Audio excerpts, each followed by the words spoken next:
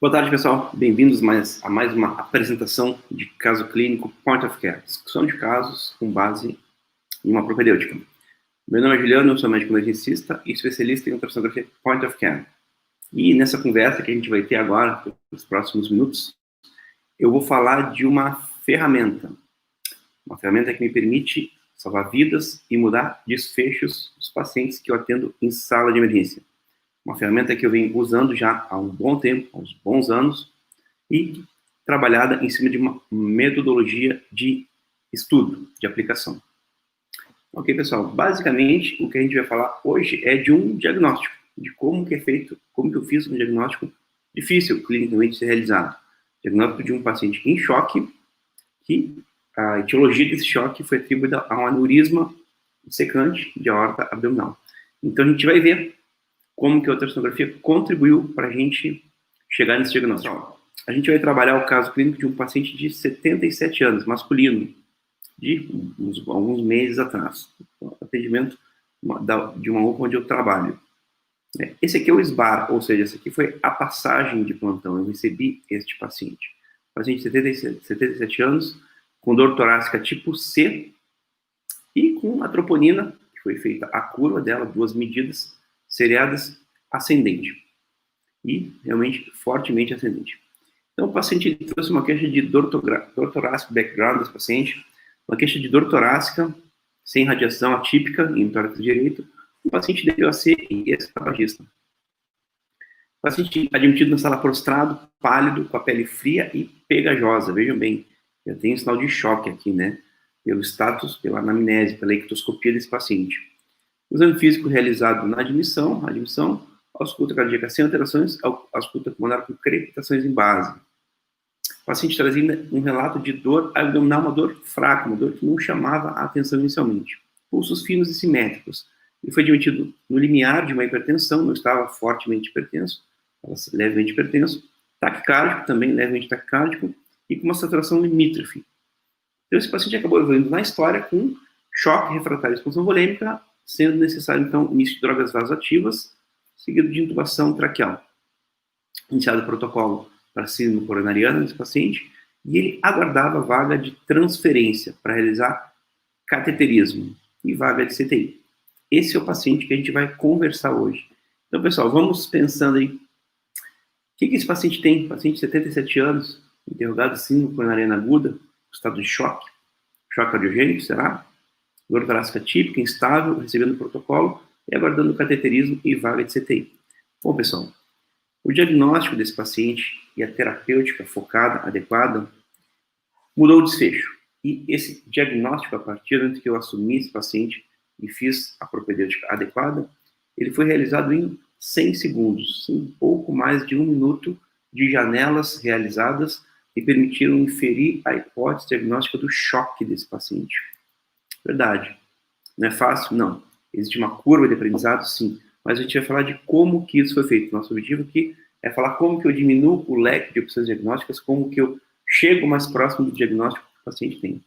A questão é, entre o doente crítico e o diagnóstico que a gente tem que fazer em sala de emergência, no pré-hospitalar, e a terapêutica a ser instituída para que a gente gere esse desfecho que a gente quer, que é salvar a vida do paciente, ou não, um desfecho que a gente não espera, ele depende do que, pessoal? De realizar uma boa anamnese, um bom exame físico e usar a propedêutica disponível para refinar os diagnósticos, estabelecer a terapêutica e chegar em um desfecho. A questão é que, boa parte das vezes, numa sala de emergência, no pré-hospitalar, a anamnese é falha ou mesmo difícil de acontecer, ser realizado. O paciente não fala, o paciente está em franca insuficiência respiratória, o paciente está em parada cardíaca, num estado de choque. O exame físico não acrescenta muitas vezes informações suficientes para que a gente realmente estabeleça um diagnóstico acurado. A propedêutica muitas vezes é demorada ou falha, não tem sensibilidade ou especificidade para nos dar confiança para uma tomada de conduta adequada. Então, basicamente, a gente estabelece o diagnóstico, estabeleci o diagnóstico desse paciente etiológico e de todos os centenas, talvez milhares de pacientes que eu venho atendendo nos últimos anos, com base em pilares da propedêutica ultrassom point of care. Que pilares são esses? Conhecimento de sonoanatomia. Eu preciso conhecer a anatomia das estruturas que podem contribuir para uma evolução desfavorável, um choque, uma parada cardíaca, uma situação realmente complicada.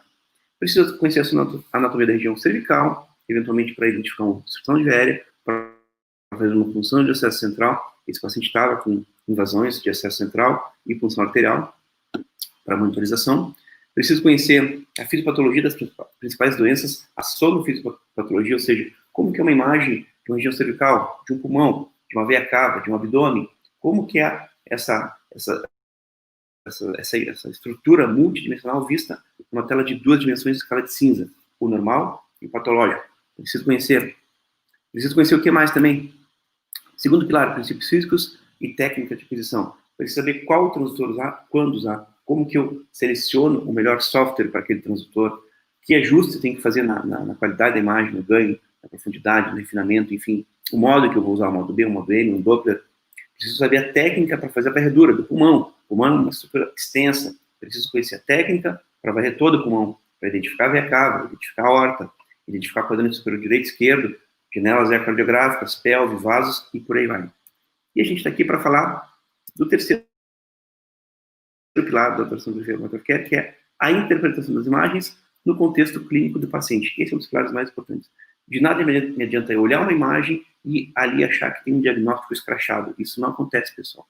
A gente tem que levar em consideração o status hemodinâmico, a história clínica, quando é possível, do paciente para a gente tomar uma conduta. Então, reunir os 3 pilares é absolutamente fundamental para aumentar a nossa acurácia diagnóstica. Ok? Vamos adiante.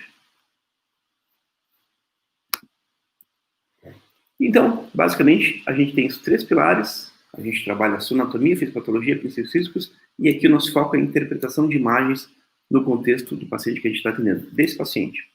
Só para dar uma ideia para vocês, mostrar uma função venosa central, onde eu preciso reconhecer a sonoanatomia, como é que é a anatomia da região cervical dos vasos, pele, subcutâneo, estruturas nervosas, vista numa tela de 2 dimensões. Como que é isso? Preciso conhecer o princípio físico e a técnica. Qual transdutor usar? Qual posicionamento? Marcadores, profundidade, ganho, o pacote de software que eu usar para esse transdutor, a técnica, como é que eu faço a técnica, quais são as técnicas. E o mais importante, interpretar aquelas imagens que eu vejo na tela de ultrassom de 2 dimensões no contexto clínico do nosso paciente. Isso aqui é só para exemplificar a importância dos 3 pilares da ultrassonografia. Então tá, pessoal, a gente vai trabalhar sempre em cima do LIMAS Protocol. LIMAS Protocol é um protocolo que foi validado na primeira fase do Focus Project Brasil, um protocolo para ser usado no paciente de ultrassom, para ser usado para diagnóstico etiológico de parada cardiorrespiratória, causas, os HSTs, estados de choque e insuficiência respiratória aguda. Então, é um protocolo bastante extenso, não é complexo, mas a gente precisa entender o quê? Os pilares para realizar esse protocolo e daí extrair uma informação pertinente para diagnóstico e terapêutica. Então, qual é a contribuição do ultrassom para esse caso, pessoal? O que o ultrassom me ajudou no sentido de chegar no diagnóstico? Por que realizar um exame ultrassonográfico sequencial ou de forma protocolar, o LIMAS Protocol? E o que a gente vai procurar em cada uma das janelas desse protocolo? Então, basicamente, o que a gente quer da ultrassonografia é suplantar essa deficiência da anamnese, do exame físico, ou um exame de propedêutica demorado. Para quê? Para a gente estabelecer um diagnóstico acurado e uma conduta, uma terapêutica focada que mude o desfecho do paciente. Essa é a contribuição do ultrassom. Uma ferramenta para ser usada a beira-leito, pelo médico que está atendendo o paciente, no momento que ele está atendendo, para realizar um diagnóstico e tomar uma conduta acurada, rápida e segura. Então, basicamente, a anamnese no físico não nos adianta, é a propedêutica, é o ultrassom, o exame de imagem, de propedêutica de imagem, que nos permite otimizar os diagnósticos. Então, por que a gente realiza um exame ultrassonográfico sequencial ou protocolar? Basicamente, o LIMAS Protocol é uma sequência de exames. Assim como existe o FAST não existe uma ordem para realizar. O LIMAS Protocol existe, sim, um racional fisiopatológico que diz para começar pela avaliação pulmonar, identificar os padrões pulmonares, realizar o exame da veia cava inferior, identificar o padrão de veia cava inferior, realizar janelas ecocardiográficas e, por último, janelas complementares de abdômen, aorta e ultrassom de compressão vascular de membros inferiores. A realização desse protocolo nessa sequência aumenta a acurácia do meu exame. Eu estou falando de confiabilidade, se o que a gente está fazendo tem respaldo fisiopatológico e corrobora a nossa hipótese diagnóstica. Então, por isso, realizar o exame nessa sequência, e não dá para mudar, é fundamental, pessoal. Vamos adiante. O que a gente vai procurar em cada uma das janelas do Limas Protocol? Do ponto de vista de pulmão, padrões pulmonares compatíveis com um pulmão seco, um pulmão congesto, um derrame pleural, um pneumotórax, ou seja, padrões de ultrassom. Basicamente, alterações da relação ar-água pulmonar, como nos disse o Lichtenstein, quando entregou um presente para a gente, um grande presente, o Blue Bedside Lung Ultrassom, Blue Protocol. O artigo publicado em 2008 pelo próprio Lichtenstein, que nos mostra os padrões pulmonares compatíveis com as principais patologias críticas na terapia intensiva, onde ele fez o trabalho, e a gente trouxe isso para a sala de emergência e para o pré-hospitalar. Veia cava inferior. Veia cava inferior, basicamente, a veia cava inferior num paciente sem determinadas doenças crônicas é um preditor de quê? De status volêmico.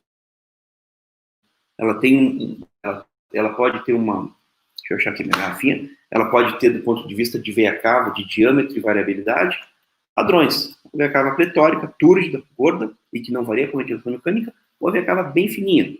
E isso nos separa basicamente dois tipos de choque e nos prediz status volêmico e resposta volêmica do paciente. Então a gente vai buscar identificar isso aí no exame da veia cava inferior. A avaliação ecocardiográfica, basicamente para corroborar uma hipótese que a gente vem desenhando, olhando o coração, olhando o pulmão e veia cava, a gente vai chegar no coração e buscar identificar alterações da morfofisiologia, do status morfológico, ou identificar patologias intrínsecas do coração que justifiquem o status crítico do paciente. Ou buscar na janela ecocardiográfica uma explicação que até então não havia sido pensada nas janelas de pulmão e veia cava inferior.